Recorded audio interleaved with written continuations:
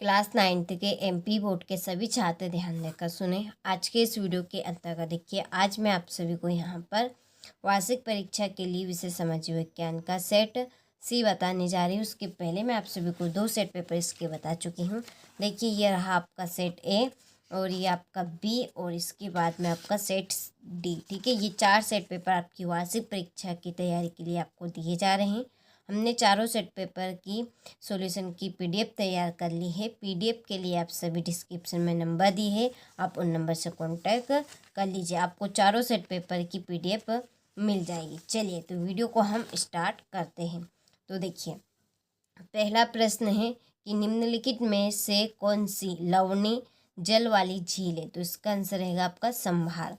दूसरा है अरब सागर में गिरने वाली नदी है। तो अरब सागर में गिरने वाली नदी कौन सी है? नर्मदा। तीसरा है रूस की क्रांति कब हुई थी? तो देखिए, रूस की क्रांति आपकी 1917 में हुई थी। चौथा प्रश्न है रूस में सामूहिकरण कार्यक्रम को प्रारंभ किया स्टालिन में। और पांचवा है 2015 तक किस देश में औरतों को वोट डालने का अधिकार नहीं था? तो इसका आंसर रहेगा सऊदी अरब में। छठा है छिपी हुई यानी कि अदृश्य बेरोजगारी कहाँ पाई जाती है? तो कृषि क्षेत्र में। चलिए, इसके बाद में है क्वेश्चन नंबर 2, रिक्त स्थानों की पूर्ति कीजिए। इसका पहला प्रश्न है कि भारत विश्व का डेटाबेस बड़ा देश है, कौन सा? 7वां। दूसरा है भारत की वर्षा का वार्षिक औसत डेटाबेस है कितना? 105 सेंटीमीटर। तीसरा, एक आदर्श लोकतंत्र में निर्णय होने की प्रक्रिया डेटाबेस होनी चाहिए, कैसी? लोकतांत्रिक। चौथा प्रश्न है सन 1917 की सदियों में रूस की राजधानी डेटाबेस की हालत बहुत खराब थी। तो इसका आंसर रहेगा आपका पेट्रोग्राड। और पांचवा है कृषि एवं मछली पालन डेटाबेस क्षेत्र में संबंधित है, तो कौन से? प्राथमिक। कृषि एक डेटाबेस कार्य है, तो कैसा कार्य है?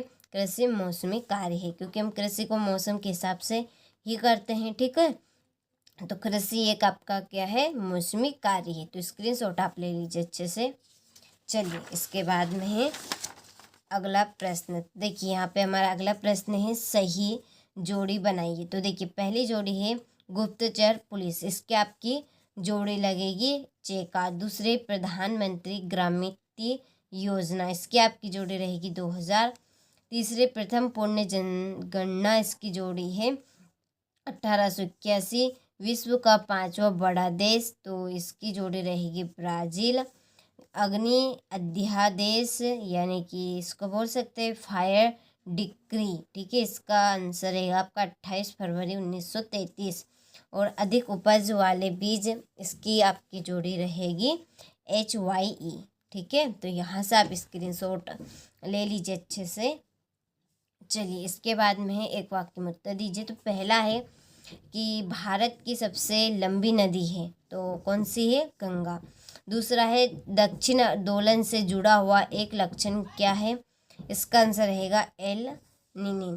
उसके बाद में तीसरा 2011 की जनगणना के अनुसार लिंग अनुपात है, तो 1000 पुरुष पर 940 महिलाएं।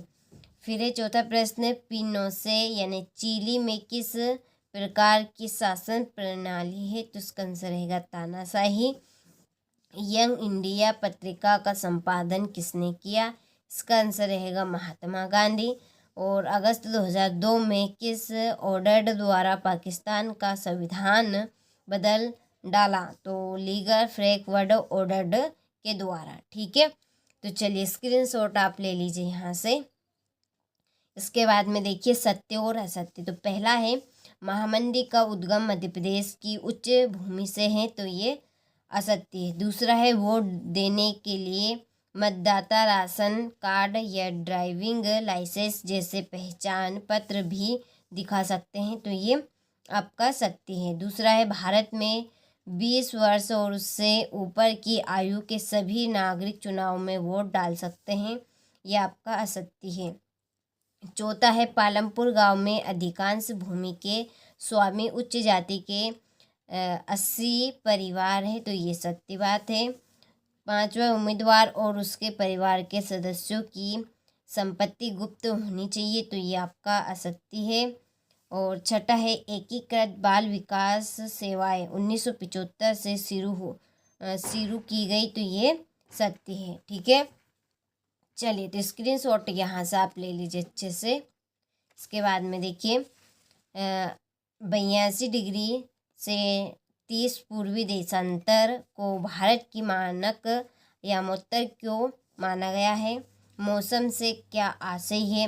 प्राकृतिक वनस्पति से क्या तात्पर्य है? सदाबहार वन और पर्णपाती वन में अंतर बताइए। फिर फ्रांसीसी समाज में महिलाओं का जीवन कैसा था? निरंकुश राजशाही से आप क्या समझते हैं? ठीक है, चलिए फिर ये हमारा 12वां प्रश्न देखिए, स्क्रीनशॉट आप ले लीजिए यहाँ से इन प्रश्नों का।